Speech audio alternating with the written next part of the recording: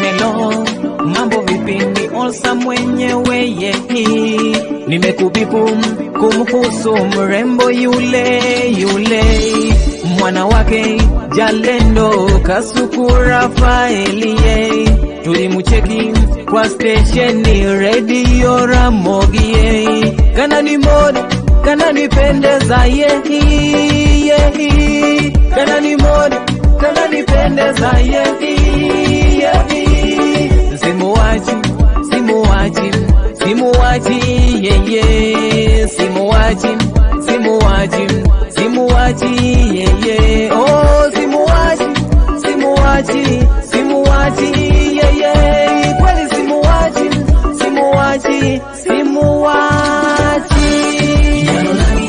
urembo wako wanipendeza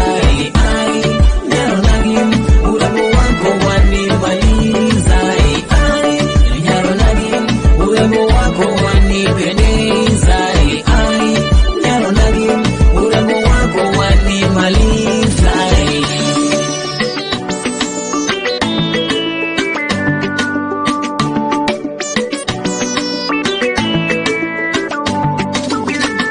Nataka niende ni muombe dadi baba yako Kasuku Rafaeli anikubali ili wewe uwe wange. Umejipamba mwili unaweza nani, unashinda wale wote, njo nipeleke twende kwa mzazi, angalau unitetee. Unatoka wapi sidanganye baby, wewe kweli ni nyasubai aromogol aradogol, nakupenda oberana. Unatoka wapi sidanganye baby, wewe kweli ni nyasubai aromogol aradogol, nakupenda oberana. Urembo wako wanipendeza urembo wako wanimaliza urembo wako wanipendeza urembo wako wanimaliza urembo wako wanipendeza urembo wako wanimaliza urembo wako wanipendeza urembo wako wanimaliza.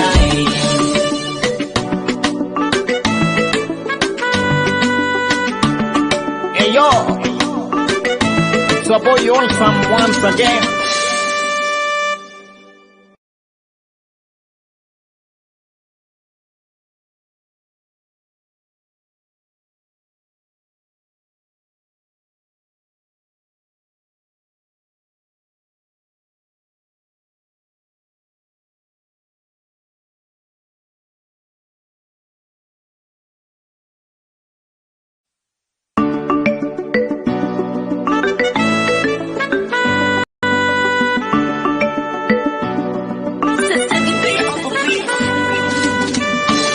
Hello, mambo vipi? Ni Olsa mwenyewe yehi, nimekubipu kumhusu mrembo yule mwana wake Jalendo Kasuku Rafaeli, tulimucheki kwa stesheni radio Ramogi, kanani mod kanani pendeza yehi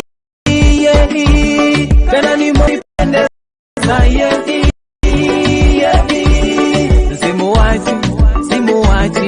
simuwaji yeye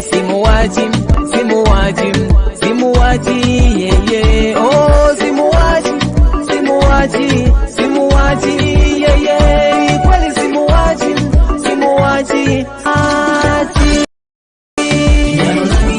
urembo wako wanipendeza urembo wako wanimaliza urembo wako wanipendeza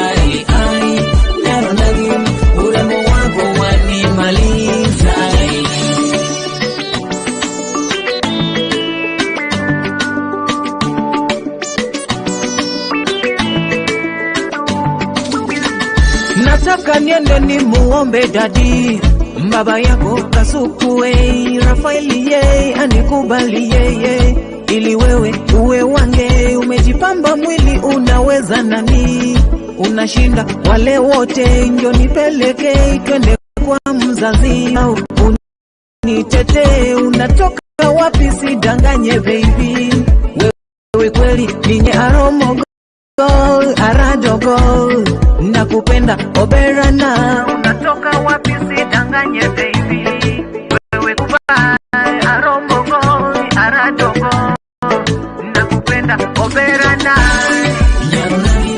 Urembo wako wanipendeza,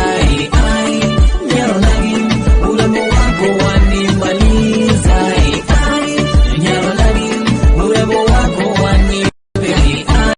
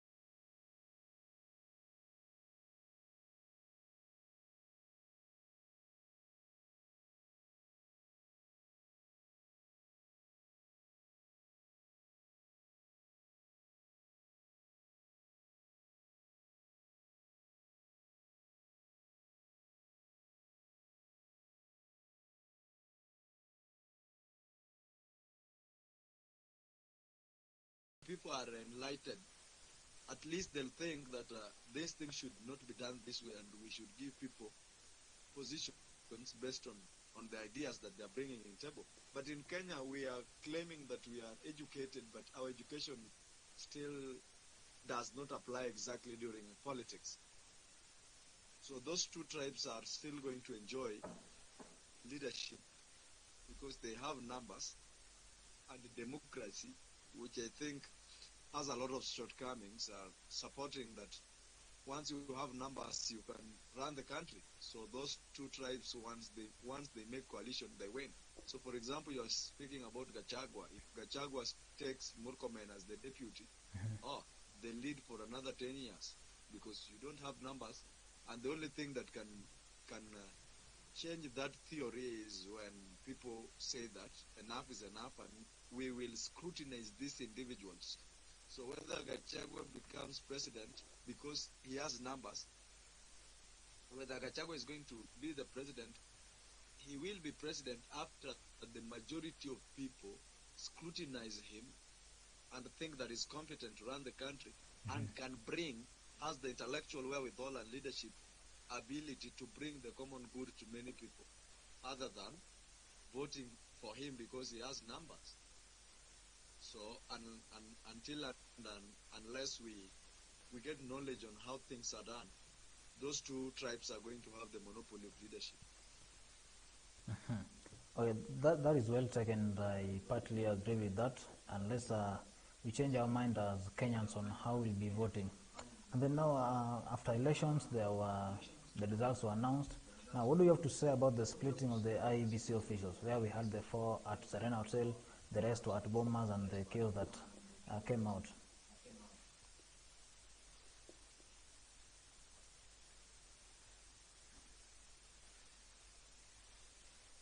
It's an absurd thing to see that the commission that was working together got split when we were expecting to get the direction from them.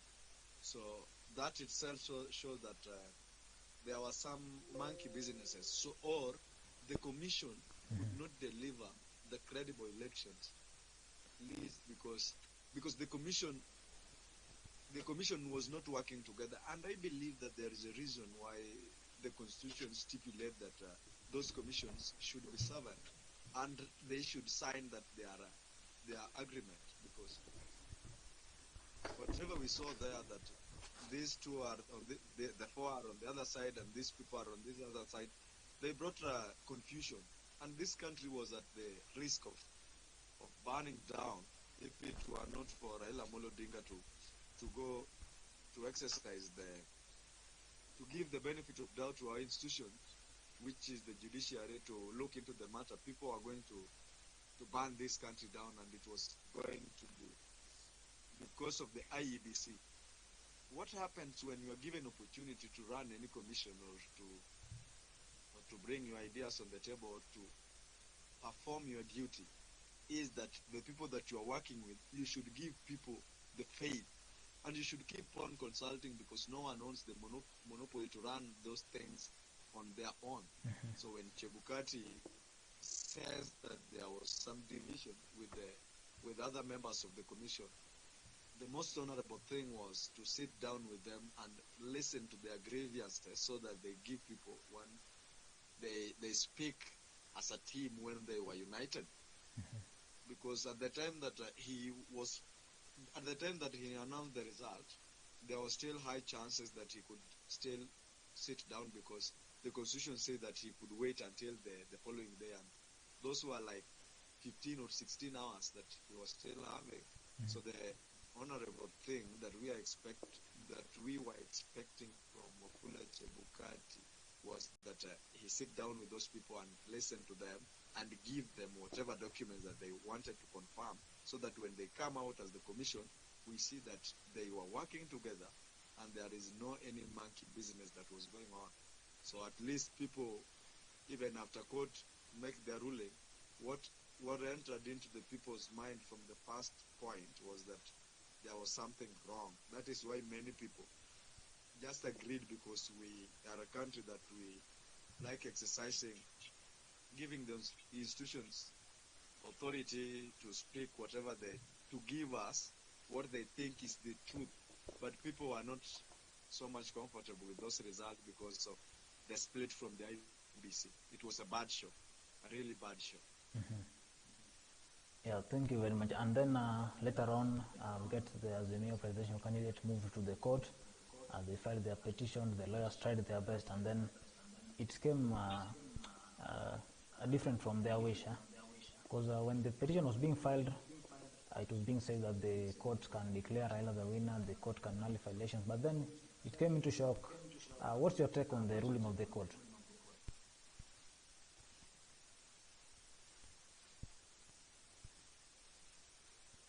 I'm not a specialist, and though I think that the results, the more that the language that they used while giving that verdict was not proper. So that is a point that we need to note. They were angry, or they were doing that thing with some information that they wanted to show Raila Amolo Odinga that even if it is not showing Raila Amolo Odinga, but I think that they talked to the president, the current president Ruto, and they were compromised, because the way they were giving the verdict, at least it was to show some master that we did the thing the way you wanted. There is a way that you don't call the evidence that people have brought to you hot air. Like, what do you mean by that exactly? And why do you throw them away while saying things?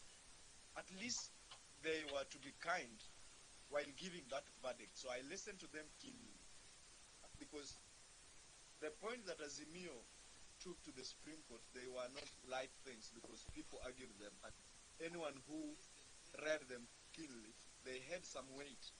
So, however, we all know that there is a law in lawyers used to say the minimus non curat lex, that law does not count small things. So if the errors were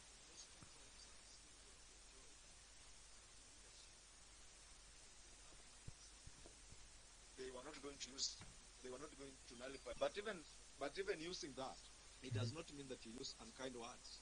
You only use unkind words when there is some being person or someone has compromised you and you want to please them. The language that they use shows that the decision that they made was not just. I hold that view as an individual. A neutral lawyer will consider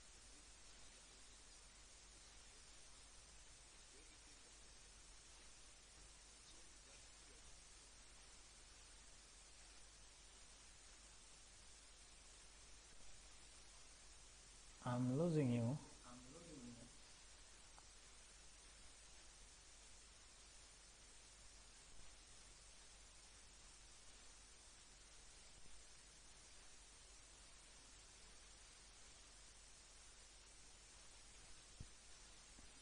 Evans. if you want to heal, give us. Evans, I'm losing you.